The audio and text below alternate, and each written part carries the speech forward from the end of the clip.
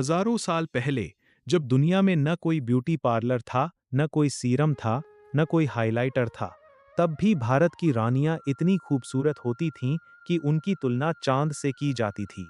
उनकी त्वचा इतनी दमकती थी, इतनी जीवंत होती थी कि कवि उनके लिए पूरी पूरी रचनाएं लिख देते थे। ये बात कोई कल्पना नहीं है, ये बात हमारे ग्रंथों में दर्ज है, हमारी मूर्तियों में उकेरी हुई है और हमारी दादी नानी की यादों में अभी भी जिंदा है। तो आज हम उसी खजाने की बात करेंगे। आज हम बात करेंगे उस 3000 साल पुरानी ब्यूटी रूटीन की, जो भारत की रानियां अपनाती थीं और जो आज भी उतनी ही असरदार है जितनी तब थी। सबसे पहले समझते हैं कि उस जमाने में ग्लो का मतलब क्या था। आज हम ग्लो का मतलब हाइलाइटर की चमक से लगाते हैं, लेकिन उस वक्त ग्लो का मतलब था त्वचा का भीतर से जीवित दिखना। एक ऐसी चमक जो नकली नहीं है, जो पोती हुई नहीं है, बल्कि जो आपकी स्किन के अंदर से आती है। इसे संस्कृत में कांति कहा जाता था। कांति सिर्फ बाहरी सुंदरता नहीं थी, ये शरीर, मन और आत्मा की संतुलित अवस्था का प्रतिबिंब था। और इसीलिए रानियों की ब्यूटी रूटीन सिर्फ फेस पर लगाने पोतने तक सीमित नहीं थी, वो एक पूरी लाइफस्टाइल थी। सुबह की शुरुआत होती थी ब्रह्म मुहूर्त में, यानी सूरज निकलने से लगभग 1.5 घंटे पहले। उस वक्त उठना सिर्फ एक स्पिरिचुअल प्रैक्टिस नहीं था, बल्कि उसका सीधा असर स्किन पर पड़ता है। आयुर्वेद कहता है कि इस वक्त वातावरण में प्राण की मात्रा सबसे ज्यादा होती है। जब आप उस हवा में सांस लेते हैं, जब उस शांत वक्त में आंखें खोलते हैं, तो आपका नर्वस सिस्टम शांत रहता है। और साइंस भी आज यही कहती है। कॉर्टिजोल यानी स्ट्रेस हार्मोन का लेवल सुबह जल्दी उठने वालों में ज्यादा बैलेंस्ड रहता है। कॉर्टिजोल का सीधा असर स्किन पर होता है। जब स्ट्रेस ज्यादा होता है, स्किन डल हो जाती है, ब्रेकआउट्स आते हैं और एजिंग तेज होती है। तो रानियों की पहली ब्यूटी सीक्रेट थी सही वक्त पर जागना। उठने के बाद सबसे पहला काम था तांबे के लोटे में रात भर रखा पानी पीना। ये परंपरा आज भी कई घरों में है, लेकिन इसके पीछे का विज्ञान बहुत कम लोग जानते हैं। तांबा यानी कॉपर एक नेचुरल एंटीबैक्टीरियल एलिमेंट है। जब पानी रात भर तांबे के बर्तन में रहता है, तो उसमें कॉपर आयॉन्स घुल जाते हैं।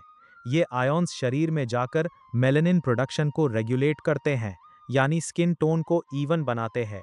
साथ ही ये कोलेजन सिंथेसिस में भी मदद करते हैं, जो स्किन को टाइट और यूथफुल रखता है।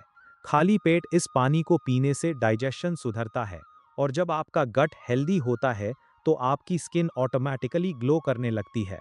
आज के डर्मेटोलॉजिस्ट्स भी गट स्किन कनेक्शन की बात करते हैं। रानियां ये हजारों साल पहले जानती थीं। इसके बाद आती थी तेल मालिश, जिसे आयुर्वेद में अभ्यंग कहते हैं।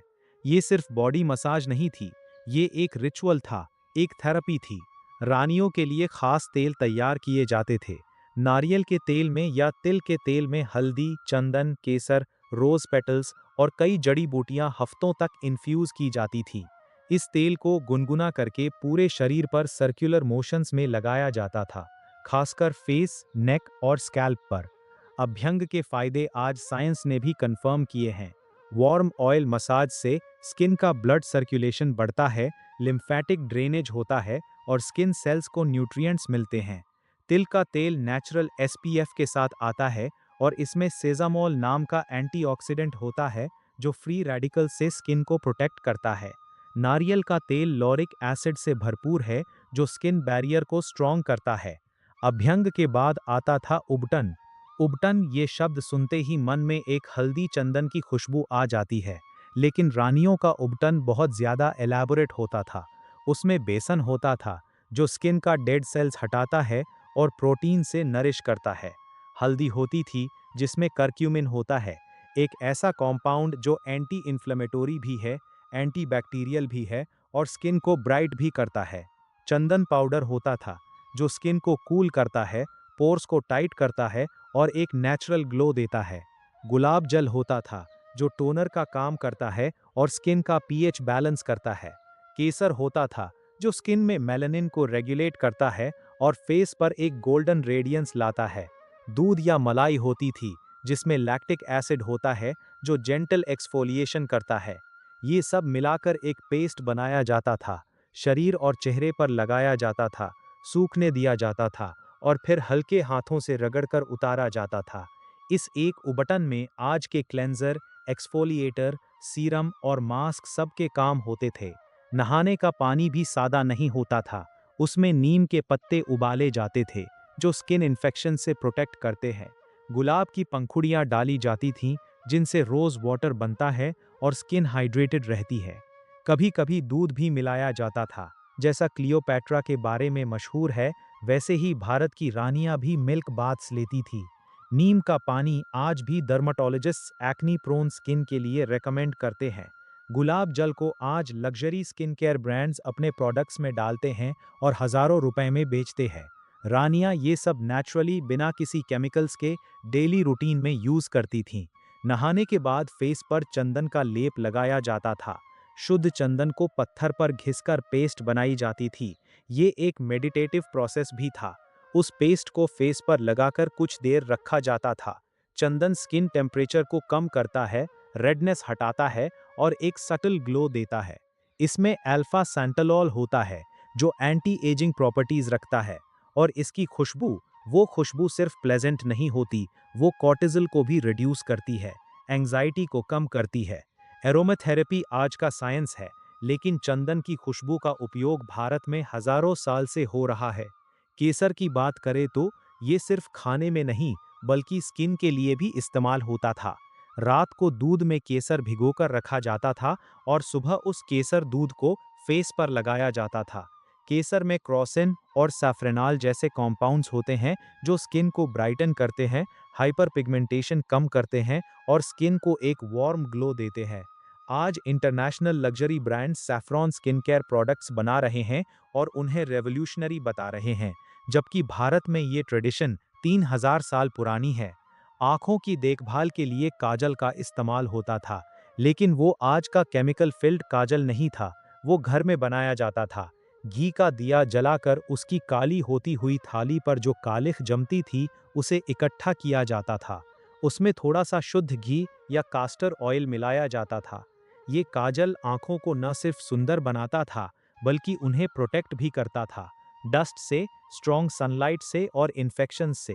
कास्टर ऑयल में राइसिनोलेइक एसिड होता है, जो आईलैशेस को ग्रो करता है और आंखों के आसपास की स्किन को मॉइस्चराइज करता है। बालों की केयर भी उतनी ही इलाबोरेट थी। हफ्ते में 1 या 2 बार बालों में शिरोधारा स्टाइल में ऑयल पोर किया जाता था, खासकर ब्राह्मी ऑयल, भृंगराज ऑयल या अमला ऑयल।